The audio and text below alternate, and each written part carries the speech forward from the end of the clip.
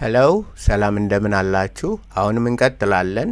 አሁን የፌሚኒን ወይም ደግሞ በአነስታዊ ጾታ በሴት በግሪክ አንድ ቁጥር በሲንጉላር እና በፕሉራል በብዙና በነጠላና በብዙ ማለት ነው እንመለከታቸዋለን። ያለፈውን አይተናል። ከዛ በኋላ ፕራክቲስ እያደረግን መጽሐፍ ቅዱስ ላይ የት ላይ ይገኛሉ በሚል አንዳንዶችን እናያለን ማለት ነው።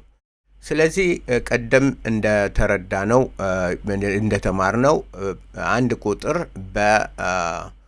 በኖሚኔቲቭ ማለት በማስኩላይን አይተናል።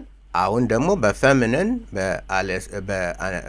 በአነስታይ ጾታ ወይም በሴት ጾታ የሚጠሩ ነገሮች ይሄ ጾታ የሚለው ግራማቲካል እንጂ ሪል እንዳልሆነ ሱፐርፊሻል ነው።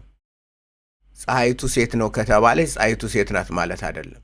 ጨረቃዋ ሴት ናት ካለ በግሪክ ጨረቃው ሴት ነው ማለት አይደለም። እንዲሁ ለሱፐርፊሻል ላይ በላይ የሆነ ስያሜ ነው። አንዳንድ ሰዎች በዛ ወስደው በተለይ ቲክቶክ ላይ እንትን ሲሰሩ ያየሁት ስላለ መጠንቀቅ እንዳለባችሁ ነው። ይሄ ግራማቲካል እንጂ ኢንሄረንት ወይም ደግሞ የአብሮ የተወለደ ነገር እውነተኛ ነገር አይደለም። ሰዎች እንትን ያደረጉት ነው። በእርግጥ ነው ሴት ልጅ ነው፣ ወንድ ልጅ ነው። ሴትና ወንድ የሆኑ ሪል የሆነ አለ። ግን በነገሮች በአጠቃላይ ግን በእንትን ቴምፖራል በሰዎች አግሪመንት የተሰጠ ነው ማለት ነው።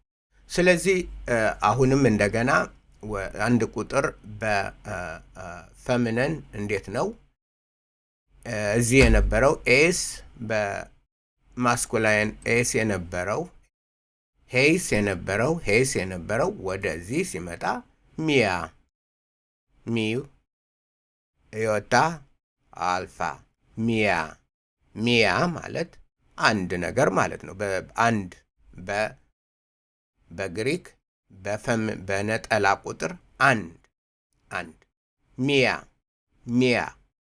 ምን ጾታው ምን ለሆነ አነስታይ ለሆነ ሚያ ይሄ ኖሚኔቲቭ ነው። ከዛ ነጠላ ነው አሁን የምናየው። ሚያስ የአንድ ነገር ፌሚኒን ለሆነ የአንድ ነገር ሚያ ብቻ ህይወታ ሳብስክሪፕት አለች ትነግረናለች ምንድን ነው ማለት ነው። ይሄ ዳቲቭ ነው ማለት ነው። ዴቲቭ ነው ማለት ነው። ሚያ ለአንድ ነገር፣ ሚያን አኪዜቲቭ ሲሆን ነው። አኪዜቲቭ ሲሆን ዳይሬክት ኦብጀክት አመልካች ይሆናል። ኦብጀክት አመልካች ያን ወደፊት ስንማር ጠቀሜታውን በትርጉም ላይ እናየዋለን። ምክንያቱም ይሄ ባይኖር ኑሮ ግሪክ ራሱ ይፋለስ ነበር ማለት ነው። ይሄ የግድ አስፈላጊ ነው። አኪዜቲቭ ወደ ኋላ ስንድ እንማራለን። ስለዚህ ሚያስ ሚያን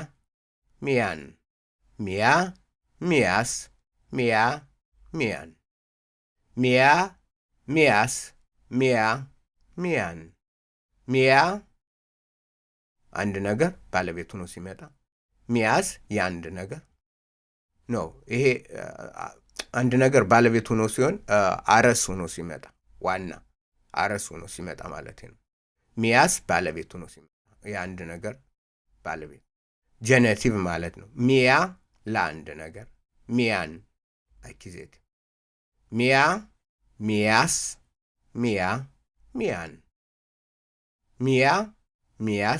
ሚያን ሚያን ምንድን ነው? ነጠላ ነው።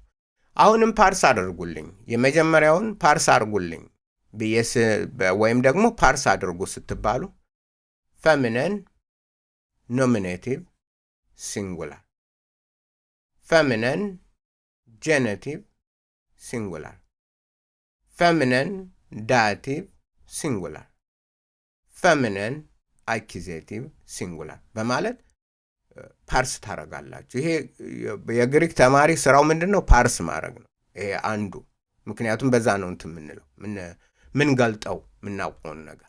ከዛ ወደ ብዙ ቁጥር እንሄዳለን። ሚያይ ሚያይ ሚያይ ሚያይ ሚያይ ሚዮን ሚዮን ሚዮን ሚዮን ሚዮን ሚያይስ ሚያይስ አይስ አይስ ዳቲቭ ምን ጊዜም እንደዚህ ፕሉራል ሲሆን ይሄ ነው የምናየው። ሚያይስ ሚያይስ ሚያይስ ሚያስ ሚያስ ሚያስ ተመልከቱ።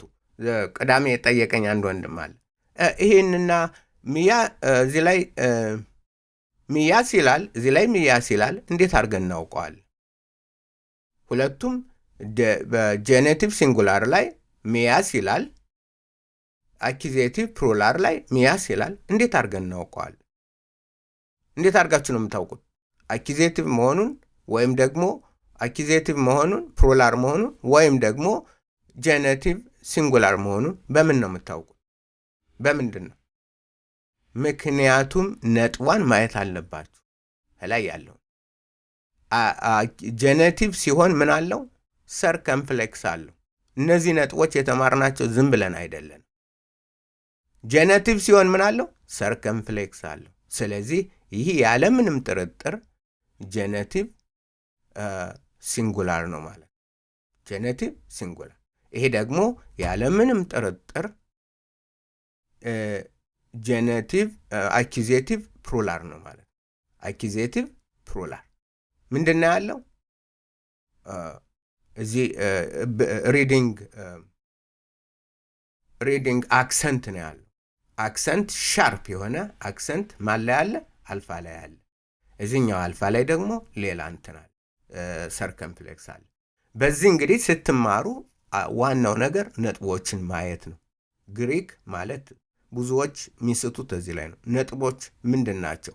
አናባቢዎች ምንድን ናቸው? እንዴት ነው ማውቀው ማለት አለባችሁ። ስለዚህ ሚያይ፣ ሚዮን፣ ሚያይስ፣ ሚያስ፣ ሚያይ፣ ሚዮን፣ ሚያይስ፣ ሚያስ። ይሄንን ፓርስ አድርጉልኝ፣ ፓርስ አድርጉ ስትባሉ ፌሚኒን ኖሚኔቲቭ ፕሉራል። ይሄኛውን ደግሞ ስትባሉ ፌሚኒን ጄኔቲቭ ፕሉራል። ይሄኛውን ደግሞ ፌሚኒን ዳቲቭ ፕሉራል። ይሄ መጨረሻውን ፌሚኒን አኪዜቲቭ ፕሉራል። እንደዚህ በማለት ፓርስ ታደርጋላችሁ። ስለዚህ ፓርሲንጉን ተማሩ። ሲንጉላርና ነጠላ ሲንጉላርና ፕሉራል በሚሆንበት ጊዜ ሲንጉላር ዳቲቭና ሲንጉላር ኖሚኔቲቭና ፕሉራል፣ ነጠላ ኖሚኔቲቭና ብዙ ኖሚኔቲቭ ቁጥር፣ ነጠላ ጄኔቲቭና ብዙ የጄኔቲቭ፣ ነጠላ ዳቲቭና ብዙ የዳቲቭ ቁጥሮች፣ እነዚህንን አኪዜቲቭ፣ እንደዛ እያላችሁ ትቀጥላላችሁ ማለት። ይህን የሚቀጥለውን የኒውተር ካየን በኋላ ምን እናረጋለን? ኤክሰርሳይዝ እናረጋለን ማለት ነው። ደህና ሁኑልኝ። ጌታ ከእናንተ ጋር ይሁን። በርቱ።